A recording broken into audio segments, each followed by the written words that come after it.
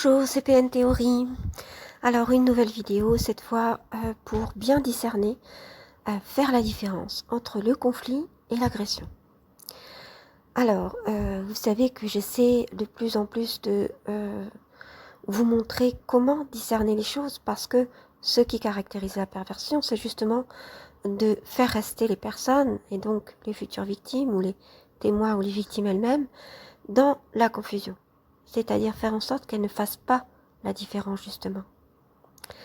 Alors, cette différence entre le conflit et l'agression est centrale parce que, justement, lorsque vous êtes agressé, les pervers narcissiques ou alors cet esprit pervers qui règne dans la société tente à vous faire croire qu'il s'agit tout simplement d'un conflit, c'est-à-dire d'une mésentente. D'ailleurs, souvent, on dira, lorsque vous avez été agressé, « Ah, tu t'entends pas avec un tel. » Vous vous entendez pas. Comme si c'était sur un pied d'égalité, comme si c'était exactement la même chose. C'était à mettre sur le même plan ce qu'il vous est arrivé, c'est-à-dire quand vous avez été agressé. C'est-à-dire qu'on va faire en sorte de ne pas nommer l'agression, de la nier. C'est ce que fait généralement l'entourage. Et aussi, ce que je m'insurge contre ça, les instances qui sont censées aider, que sont la justice, la police, les instances sociales, etc. Et dans une moindre mesure, certains pans de la psychologie qui ne veut pas forcément reconnaître ou qui, en fait, se positionnent comme complices, en fait, de cette violence. Parce que la perversion, c'est une violence. Donc en fait, tout l'enjeu, c'est de faire croire dans la société et puis individuellement, de vous faire croire que vous n'avez pas été agressé, qu'il ne s'est rien passé en gros, et de faire passer donc cette agression pour un conflit. Alors voilà, je vous souhaite une bonne écoute pour cette vidéo sur la différence entre le conflit et l'agression. Bonjour, c'est PN Théorie. Alors aujourd'hui, je reviens vers vous pour une vidéo, une émission plutôt, pour faire la différence entre un conflit et une agression. Alors j'ai l'impression qu'on s'embourbe un petit peu et que c'est voulu bien sûr, dans cette histoire de lorsqu'on a été victime d'agressions perverses, parce que les victimes, dans ce retournement de situation qui est voulu, dans ce processus d'inversion, veulent tenter évidemment de se faire reconnaître comme victimes. Alors que c'est très difficile parce qu'il faut déjà soi-même, lorsqu'on a été victime, se dire qu'on a été victime. C'est un aveu de faiblesse, on se sent déjà très mal parce qu'on veut être aussi fort que les autres, on a notre fierté, notre honneur, et surtout pour les hommes, c'est très difficile pour les hommes qui ont justement le poids de ce qu'ils doivent assumer au niveau du fait que le masculin se veut fort sans aller même dans l'exagération, tout simplement. Donc c'est très difficile à assumer déjà de se dire j'ai besoin d'aide ou j'ai été victime, c'est-à-dire on a eu raison de moi, on m'a fait du mal. C'est très difficile. Et d'assumer les conséquences, qu'elles soient physiques ou psychologiques, de ce traumatisme. On se sent, on a honte. On a honte d'être victime. Voilà. Généralement, les victimes ont tellement honte qu'elles ne veulent pas aller porter plainte. Elles ont peur des représailles déjà, parce que généralement, pour toute agression, quand ça nous arrive, eh bien on a peur que la personne revienne et puis soit par personne interposée ou d'une manière ou d'une autre, elle nous terrorise ou elle nous a terrorisés. On ne veut pas revivre ce qu'on a vécu et généralement par des non-dits, etc., l'agresseur ou l'agresseuse, on va dire, parce que évidemment c'est toujours soit un homme soit une femme, hein. Donc l'agresseur, je veux dire la personne, se débrouille pour nous faire croire que ça peut aller encore beaucoup plus mal. Un petit peu comme dans la mafia, hein, vous voyez, les films sur la mafia, etc. Bon, je dis ça pour essayer de détendre un peu l'atmosphère et dédramatiser, mais c'est ce qui se passe. Et c'est de vous dire, attention, je vais revenir, et cette fois-là, voilà ce qui risque de t'arriver, en gros, quoi, je vais te tuer, enfin des trucs comme ça, sans dire les choses. Parce que si c'était dit, ça va, c'est dit parfois, hein, mais si c'est dit, ça apparaît comme des menaces, donc on peut dire effectivement, j'ai été menacé. Quoique, s'il n'y a aucune preuve, évidemment, ça va être, vous avez été menacé, mais bon, il n'y a aucune preuve de toute façon, puisque c'est votre parole contre celle de la personne qui vous agresse. Mais généralement, ces menaces, elles ne sont pas dites. Et c'est ce qui fait que l'agression, on ne sait jamais vraiment si c'est une agression. Et les personnes qui agressent, donc qui sont souvent des pervers, c'est pour ça qu'en France, on parle plutôt de ce profil, qui est celui du pervers narcissique, du manipulateur pervers narcissique, en fait, se débrouille pour que cette agression, elle ne vous apparaisse même pas à vous qui avez été agressé comme une agression, mais comme un conflit. C'est-à-dire qu'en gros, il va dire, bah, on s'entend pas. Ou il va dire aux autres, oh oui, il y a eu une dispute, par exemple, si c'était dans le cadre du couple. Oh, c'est une scène conjugale, une dispute entre amoureux, rien de grave, vous voyez. Mais c'est de minimiser, d'abord de minimiser évidemment ce qui s'est passé, et deuxièmement, et leur impact, l'impact de ce qui s'est passé, et puis de faire apparaître ce qui s'est passé, qui est une agression, comme un conflit. En disant, bah, on s'entend pas, on s'est disputé, il y a eu une dispute, bon, etc. Alors, c'est quoi la différence entre le conflit et l'agression? Alors, d'abord, Georg Simmel, que vous connaissez peut-être, nous explique que le conflit, c'est tout à fait naturel. C'est même la forme la plus archaïque de relation entre les êtres humains, c'est le conflit. Parce que le conflit, il apparaît lorsqu'il y a du différent et qu'on a généralement peur à cause de ce fameux primat de l'hostilité, c'est-à-dire que lorsqu'on voit du différent, quelqu'un de différent, on a d'abord peur. D'ailleurs, vous le savez sans doute que le sourire, en fait, c'est la marque de la grimace et de la peur qui a maintenant été, comment dire, est devenu comme une marque pour montrer à l'autre, ne me sois pas hostile, voilà, je vais vers toi en toute, comment dire, pour partager, etc. Je ne te veux aucun mal, voyez. Mais le sourire, généralement, c'est la grimace de peur, archaïquement, au niveau éthologique, hein, c'est-à-dire au niveau des signes, des comportements. C'est plutôt ça. Donc en fait, on a plutôt peur de l'autre.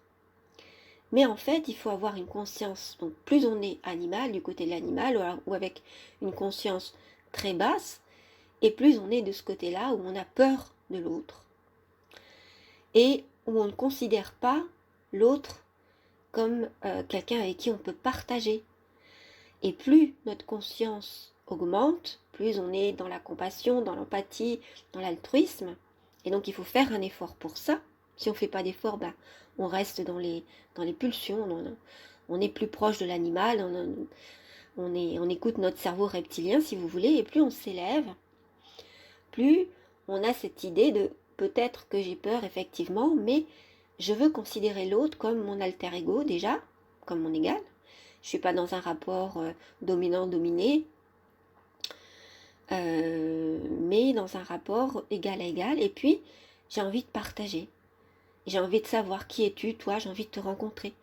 J'ai envie qu'on discute, j'ai envie qu'on partage. Voilà. Donc, ça veut dire que pour rentrer dans cette humanité et aller rencontrer l'autre, qui est une vraie rencontre au sens d'Emmanuel Lévinas, une vraie rencontre, où on regarde le visage de l'autre, voyez, pas celle où on a peur, et où on grimace de peur, et bien en fait, il faut s'élever, ça demande un effort, et c'est donc ce que font les personnes qui, généralement, ont un niveau de conscience qui s'élève, et qui est plus haut, en tout cas, que celui qu'on a dans l'animalité, ou quand on est dans la peur, etc. La peur viscérale, et qui nous fait faire qui nous fait agresser l'autre. Alors évidemment, le pervers, il est plutôt dans ce niveau de conscience très bas, j'en ai déjà parlé dans d'autres vidéos. Et donc, vous l'agressez parce qu'il a peur de vous. Voilà. Vous l'agressez, il a peur de vous, puis en même temps, comme il est pervers, qu'il n'est pas seulement dans les pulsions. Sinon, on pourrait dire il a juste un niveau de conscience très bas. Mais c'est pas seulement ça, il est aussi pervers. C'est-à-dire qu'il a envie de vous dominer, de vous écraser, de vous faire du mal, et ne vous supporte pas en tant qu'autre, en tant que différent. Donc il vous agresse. C'est-à-dire qu'il voit les relations comme des combats, etc. Et il faut qu'il soit tout le temps dans l'agression. Mais il va cacher les choses. Parce que maintenant, il y a des lois, maintenant on protège les personnes.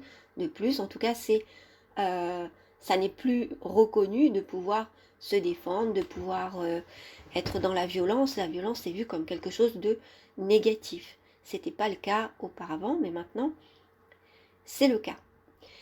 Donc, tout va être caché. Cette agression va être cachée et il va vouloir la faire apparaître comme un conflit. Et puis on va rentrer dans le marasme, enfin, c'est-à-dire qu'on va essayer de rendre tout confus, y compris et surtout par les personnes et par les instances qui sont censées aider, c'est-à-dire toutes ces instances de la justice, de médiation, les travailleurs sociaux, les psychologues, les médecins. Il va essayer de faire rentrer tout cela comme un conflit, c'est-à-dire de se dire, bon, nous sommes tous des êtres humains, on est quand même des personnes civilisées, donc essayons d'avoir de bonnes relations entre nous, et comme si tout ça était quelque chose d'acquis, et que la violence et le dominant-dominé et les agressions n'existaient pas, et que forcément il y a un malentendu, et que c'est tout simplement qu'on s'entend pas si on s'est fait agresser. Vous voyez? Donc il y a un déni de l'agression de toute façon dans la société, dans nos sociétés, qui se veulent civilisées en se disant bah, il y a un problème, c'est pas possible que quelqu'un agresse quelqu'un. Soit, c'est-à-dire qu'on n'arrive pas à penser l'agression, à penser la violence. On se dit, soit c'est quelqu'un de malade qui agresse, c'est-à-dire qu'il a quelque chose qui ne va pas, et donc on va aller voir quelle est sa maladie. Et c'est comme ça que, après, voilà, entre la psychiatrie et la justice, il y a cette histoire de, voyons si cette personne est responsable, c'est-à-dire si elle est malade, on va dire qu'elle n'est pas responsable, etc. Enfin, suivant certaines pathologies.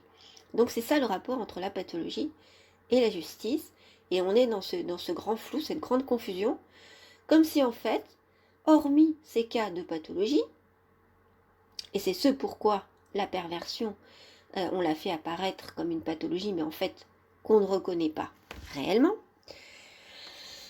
eh bien, hormis ces cas-là, tout se règle par le dialogue.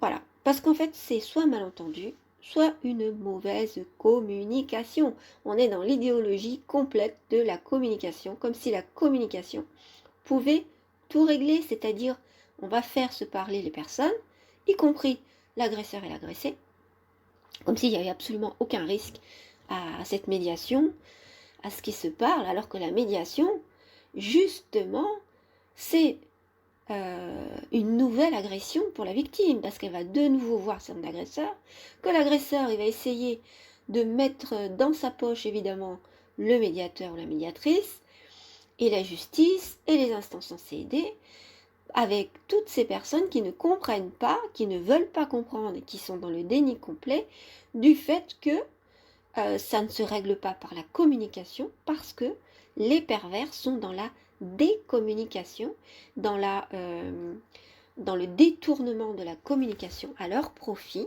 c'est-à-dire pour justement faire apparaître cette agression comme un conflit, comme un malentendu, comme quelque chose qui n'a pas été compris et qui finalement est très simple, et que la victime se complique la vie et que lui, il n'a aucun problème avec ça, il ne comprend pas pourquoi elle se sent si mal. Vous voyez? Donc en fait, qu'est-ce que c'est qu'un conflit? Par contre, là j'ai parlé de l'agression, donc cette agression qui est masquée parce que justement, dans la société, on fait comme si ça n'existait pas, ou alors c'est le fait de malade. Donc il va faire aussi en sorte qu'il n'y ait pas de preuves. C'est-à-dire que même il n'y a pas de preuves, et puis même vous, victime, eh bien vous en arrivez à croire que finalement l'agression, elle n'a pas eu lieu. Vous avez rêvé, sauf si vous avez des marques physiques lorsque le pervers ou la perverse en arrive à vous violenter. Et que vous arrivez à assumer ce statut de victime et que vous arrivez à aller voir un médecin légiste qui va constater et vous donner des jours d'ITT, ce qu'on appelle, c'est-à-dire va évaluer à combien de jours d'arrêt de travail pour s'en remettre correspondraient les blessures que vous avez reçues, y compris les blessures morales, la violence morale. Donc il faut absolument, quand ça arrive, assumer son statut de victime et y aller. Et aller voir un médecin légiste. Alors ça fait un petit peu peur quand on va voir un médecin légiste, mais c'est comme ça que ça s'appelle. Et c'est la seule chose qui est reconnue par la justice. Donc allez-y, n'attendez pas. Parce que les marques peuvent s'estomper, il faut aller voir quelqu'un tout de suite parce que on ne se rend pas forcément compte. Le temps passe et puis voilà, on peut traîner des pieds parce que on a peur de se plaindre en fait. Et c'est exactement ce que nous reproche l'agresseur ou l'agresseuse, on va dire, ou la femme qui agresse, c'est-à-dire les pervers généralement, c'est de vouloir se plaindre, de vouloir nous plaindre. Oh, lorsqu'on veut se sentir fort, on ne veut pas être quelqu'un qui se plaint, peut-être qu'on ne s'est jamais plaint de sa vie, on a honte de ce qui est arrivé. Voilà, donc il faut surmonter tout ça et absolument aller faire ce certificat. Revenons au conflit. Le conflit, nous dit Simmel, c'est la chose la plus commune entre les hommes, entre les êtres humains. C'est-à-dire que c'est tout à fait normal de ne pas avoir les mêmes idées, les mêmes représentations. Et donc, on est donc dans un état de conflit. Mais le conflit, ça n'est pas dramatique. C'est même normal. Normal au sens de norme, mais normal au sens de naturel aussi, plutôt. C'est plutôt naturel, voilà. C'est-à-dire que c'est naturel d'être en conflit, de ne pas être d'accord. Mais le conflit, il se résout, il se dépasse. C'est-à-dire que lorsqu'il y a conflit, c'est justement que c'est pas très grave. C'est lorsqu'il y a agression que c'est grave. Si vous êtes en conflit avec quelqu'un, c'est pas pour ça que vous détestez cette personne ou que vous allez rester en conflit toute votre vie. En fait, généralement, le conflit se dépasse par la communication. Une fois que les choses sont retombées un peu, que la colère, les émotions, etc. sont retombées, on peut discuter à tête reposée et puis dépasser le conflit, dire ben voilà, moi je pensais comme ça, je ressentais ça, et oui, toi tu ressentais quoi, etc. Et on dépasse ce conflit. Mais dans ce conflit-là, c'est le conflit le plus commun et le plus ordinaire, je dirais, qui nous permet de vivre ensemble, parce qu'on peut dépasser, c'est-à-dire on peut se dire après, ah j'ai compris ce que tu ressens, je vois, je fais un pas vers toi. Même si c'est difficile à accepter pour moi, parce qu'il y a des conflits qui sont difficiles à accepter. Et l'autre va faire de même. C'est-à-dire d'abord que le conflit est ouvert, c'est-à-dire tous les deux vous savez qu'est-ce qui fait conflit, ce sur quoi vous n'êtes pas d'accord. D'accord, donc le conflit est ouvert. Ensuite, que tous les deux, ça suppose que vous vous ouvrez l'un à l'autre, c'est-à-dire que vous essayez de communiquer pour comprendre à tête reposée le ressenti de l'autre, ou alors, même si vous ne l'acceptez pas, même si vous, le ressenti ou l'idée de l'autre, pardon, même si vous ne l'acceptez pas, cette idée, eh bien vous arrivez à tolérer, à dire bon, moi je veux bien tolérer que tu penses différemment. Voilà, on pense différemment tous les deux. Sans prendre l'autre pour un imbécile. C'est-à-dire qu'il faut déjà supposer être dans un rapport égal à égal. C'est la deuxième chose. Et ensuite, troisièmement, vous arrivez à le dépasser, ce conflit. C'est-à-dire à vous dire, bah, je fais la paix avec cette personne, je ne vais pas rester en guerre. C'est pas une guerre, un conflit. Au contraire, c'est juste se confronter l'un à l'autre. Confronter à la vie de l'autre, au visage de l'autre, à ce qu'il est, à son identité, et à dire, ben moi je suis différent, en quoi je suis différent. Et c'est le conflit qui nous permet de connaître qui on est en fait, de savoir qui on est aussi. Donc c'est pas forcément violent. On parle de conflit comme synonyme de violence, mais c'est pas du tout le cas. Le conflit, c'est la forme la plus usuelle de relation. Ça peut durer 1 minute, comme ça peut durer 30 ans, si on n'arrive pas à le... Souvent par fierté, par orgueil, les personnes n'arrivent pas à le dépasser, mais avec de la communication, ça peut tout à fait se dépasser. C'est même ce qui fait évoluer les personnes, de le dépasser. Ce qui vous fait avancer. Alors, j'ai donc dit dans les caractéristiques que c'était un conflit ouvert. Alors que dans l'agression, ça a l'air d'être un conflit, mais c'est fermé. C'est-à-dire que vous ne savez pas ce que l'autre vous reproche. C'est-à-dire qu'on n'est pas d'accord tous les deux sur le terme du conflit. On ne sait pas. Tout est flou. Ça s'appelle un conflit fermé. Et c'est aussi le fait qu'il ne peut pas être dépassé, car on ne sait pas de quoi il retourne. On ne sait pas sur quoi il repose ce soi-disant conflit. Donc ça montre bien que c'est une agression.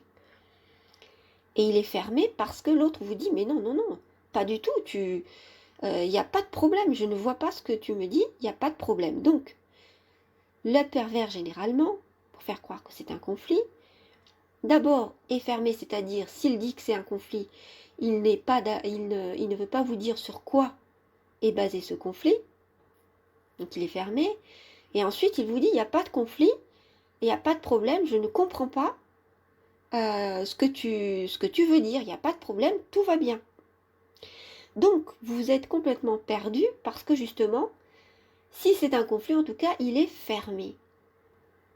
C'est-à-dire que vous êtes devant un mur, quelqu'un qui vous dit « mais non, il ne s'est rien passé.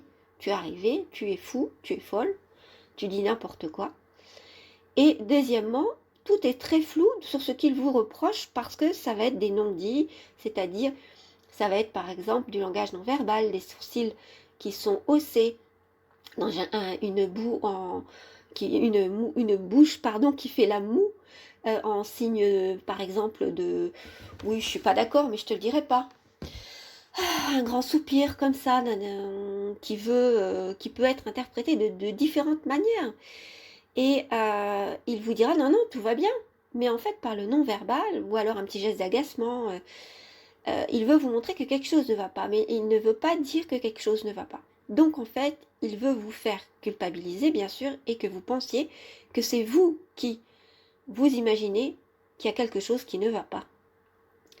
Et puis, évidemment, tout cela est enrobé avec tout un tas de choses que peut être la culpabilisation, le fait qu'on vous dévalorise, qu'on vous diminue sans arrêt, de manière répétée, mais pas de manière claire. Voilà, ce n'est pas clair. Et c'est ça qui fait qu'en fait, c'est une agression qui est dissimulée, c'est-à-dire que la personne essaie de vous diminuer en haussant les sourcils à chaque fois, comme si vous étiez bête, comme si tout ce que vous disiez était stupide, mais en vous disant non, non, non, non, pas du tout, j'ai rien dit, non, non, tout va bien, et puis vous faire un sourire de convenance, etc. Donc vous voyez, ou alors dire du mal de vous devant d'autres personnes en disant « Oh mon chéri, ma chérie, mais enfin, ne t'énerve pas comme ça, mais enfin, j'ai rien dit, mais qu'est-ce que tu as à t'énerver comme ça ?» Va faire tout pour vous provoquer, mais en fait, voilà, l'agression, ni vu, pas pris, voilà, personne n'y voit que du feu, puisque les personnes autour de vous, il va s'arranger pour que personne ne voit rien, et qu'il n'y ait que vous qui sachiez décoder avec le langage non verbal, puisque vous connaissez bien cette personne qui vous agresse, que ce sont des signes de mépris, de dévalorisation, etc. Mais sans rien vous dire. Voilà, donc en fait, un conflit, ça se dépasse, c'est ouvert, et toutes les deux personnes qui sont en conflit savent sur quoi elles ne sont pas d'accord, quel est le motif de leur désaccord. Alors que là, ce n'est pas un désaccord, c'est quelque chose qui est larvé, qui est caché, dissimulé, qui veut se dissimuler, et c'est une agression, c'est-à-dire c'est tout le temps vous qui êtes agressé, et quand vous vous défendez, alors là, il ou elle va dire que c'est vous qui agressez, c'est-à-dire tout ce que vous faites pour vous défendre, que ce soit pour aller dénoncer ce qui s'est passé, aller voir le médecin légiste pour faire par exemple un certificat, ou aller voir votre médecin généraliste, aller faire un dépôt de plainte, parce que vous savez que les mains courantes ne servent à rien, il n'y a que les dépôts de plainte qui aboutissent à quelque chose. Donc vous pouvez, généralement ce qu'il faut faire, c'est aller voir le médecin légiste avec ce certificat, ensuite aller déposer plainte lorsqu'il vous avez eu des traces physiques, mais même si vous êtes en état de stress post-traumatique par exemple, avec des avec des cauchemars, vous revoyez la scène, même si ce sont des blessures morales. Voilà, il y a tout à fait une évaluation qui peut être faite de cette agression, de ce harcèlement, ou appelez ça comme vous voulez, que vous avez subi. Donc avec ça, vous pouvez aller porter plainte. Une main courante ne sert à rien du tout en justice, elle ne peut pas être utilisée. Donc voilà pourquoi cette personne va essayer la personne perverse va essayer de faire croire que vous êtes fou, que vous êtes folle, que quand vous vous défendez, en fait c'est vous qui agressez, sans expliquer qu'il y a eu avant, que c'est vous qui avez été agressé, qu'en fait vous êtes en train là de vous défendre, ou alors que lui ou elle provoque cette violence morale ou toutes ces choses que vous lui dites, parce que vous n'en pouvez plus, tout simplement, vous avez tenu longtemps, etc. Donc, par le biais de l'inversion, on va essayer de faire croire que c'est vous l'agresseur, et que, en fait, lui est la victime. Donc, c'est pour ça que dès qu'il se passe des choses, il faut absolument aller voir ce fameux médecin légiste, qui peut évaluer, je le rappelle, les blessures morales. Voilà. Voilà la différence entre le conflit et l'agression. Donc, il ne faut pas rentrer dans cette histoire de statut de victime et de se dire d'avoir honte d'être victime. Vous avez été victime, ok, c'est provisoire. Mais vous avez été victime sur ce coup-là, c'est vrai. Il faut que vous vous l'avouez pour pouvoir être défendu par la suite, et parce que justement, les choses ne vont pas s'arrêter là. Parce que quand vous allez vous défendre, quand elle va faire tout pour vous agresser de nouveau, etc., justement, comme représailles parce que vous êtes défendu, et bien, il va faire apparaître tout ce que vous faites, c'est-à-dire tout ce que vous lui ferez, ou même pour vous défendre, comme une agression. Donc il faut absolument montrer, prouver, garder toutes les preuves qu'il y a eu des précédents. Essayez de tout noter sur un cahier, à dater.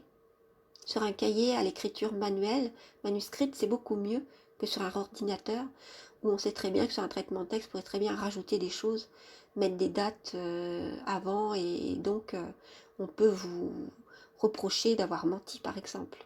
Votre parole peut être mise en doute. Alors que sur un cahier, c'est plus difficile de rajouter des choses. On voit bien que l'écriture est différente, que l'encre peut-être que vous utilisez est différente. Tel jour, tel jour, tel jour. Il faut écrire un journal, en fait, sur un cahier. Voilà, de ce qui s'est passé, de tout ce qui s'est passé. Donc ce que je veux vous faire comprendre, c'est que ce statut de victime, il ne faut pas en avoir honte. Il est provisoire. Ensuite, vous allez passer à autre chose. Vous ne serez pas une victime à vie, comme essaie de vous le faire croire toutes ces instances qui sont censées aider, et vous ne cherchez pas à l'être. Vous cherchez à vous plaindre parce que c'est justice, parce que c'est juste. C'est normal. Et c'est normal que les personnes paient pour les agressions qu'elles ont commises. C'est tout à fait normal. Et quand bien même, parce que généralement, la personne qui vous agresse, c'est quelqu'un de votre famille. Ça peut être votre père, votre mère, votre fils, votre fille, votre conjoint, ou votre ex-conjoint, ou votre conjointe, ou votre ex-conjointe, votre soeur, votre frère. C'est généralement quelqu'un de la famille, votre beau-père, belle-mère, beau-frère, belle-sœur, vous voyez. Généralement des gens comme ça, donc on se dit, mince, moi je peux pas porter plainte contre ces personnes-là, parce que c'est peut-être la mère de mes enfants, ou le père de mes enfants, c'est ma sœur, il y a des liens du sang, etc. Oui, mais quand bien même c'est quelqu'un de votre famille, parce qu'il y a évidemment cette histoire de conflit de loyauté qui joue, c'est-à-dire vous dites, je dois être loyal vis-à-vis de ma famille, et donc je ne peux pas les dénoncer. Et puis peut-être que finalement c'est moi qui l'ai un peu cherché, voilà. Donc tout ça, toutes ces choses font qu'on n'ose pas porter plainte, et pourtant il faut le faire lorsque l'agression a que trop duré et que c'est votre santé qui est en jeu, parce que là vous n'en pouvez plus. Généralement on se rend compte quand on n'en peut plus, ou alors lorsque l'agression se fait jour parce que on la voit sur une autre personne. Ça peut être sur les enfants, par exemple, lorsqu'on la voit clairement sur les enfants, et que plus seulement sur nous-mêmes, alors là, on se dit, ah oui, c'est vraiment une agression. Et puis on ne supporte pas que ça soit commis sur d'autres personnes. Et c'est généralement ce qui fait réagir. Donc, quand ça arrive, c'est généralement pas les premières fois, mais vous êtes dans le processus où vous commencez à comprendre. Eh bien, dites-vous bien que c'est une agression, et que vous n'êtes pas victime à vie, vous avez été victime pour cette fois, mais vous allez vous en sortir comme d'autres, en vous renseignant sur la question, en vous défendant et en essayant de faire le deuil de cette relation idéale que vous vouliez avoir avec cette personne qui est perverse, cette relation que vous n'aurez jamais, ce lien que vous n'aurez jamais, ou faire le deuil du lien que vous pensiez avoir et puis que finalement n'a jamais existé. Cette personne, vous ne pourrez jamais l'atteindre dans son fort intérieur. Elle ne connaît pas l'amour, elle ne connaît pas la compassion, elle ne connaît pas le lien aux autres. Elle ne connaît que des situations de combat, que ce genre de relation parce qu'elle est dans un niveau de conscience extrêmement bas. Donc vous ne pourrez jamais, donc il faut bien faire le deuil. C'est difficile, bon. Faites le deuil et passez à autre chose, voilà. Mais ne restez pas dans cette histoire de vouloir absolument croire ces personnes qui vous disent que vous voulez vous plaindre et absolument vous faire reconnaître comme victime alors que vous êtes une fausse victime parce que peut-être que vous l'auriez cherché, etc. Il n'y a pas de fausses victimes à part les pervers qui, eux, évidemment, mentent pour faire apparaître, par exemple, quand vous vous défendez pour que ça apparaisse comme une agression. Et c'est pourquoi les vraies victimes doivent absolument porter plainte tout de suite quand ça arrive et sans aucun état d'âme. Voilà, d'accord? Parce que c'est tout à fait normal. Parce que sinon, vous serez encore plus victime et il y aura d'autres victimes, dont les enfants ou d'autres personnes de la famille, etc., qui le seront après vous. Donc, il faut absolument que la personne perverse, dans cette agression perverse, soit sanctionnée par la justice autant que possible. Voilà. Donc, vous ne resterez pas, vous n'êtes pas en train de rêver. Voilà, c'est bien une agression qui a eu lieu. Voilà, je termine cette vidéo. Je vous dis à très bientôt pour une prochaine. Prenez soin de vous.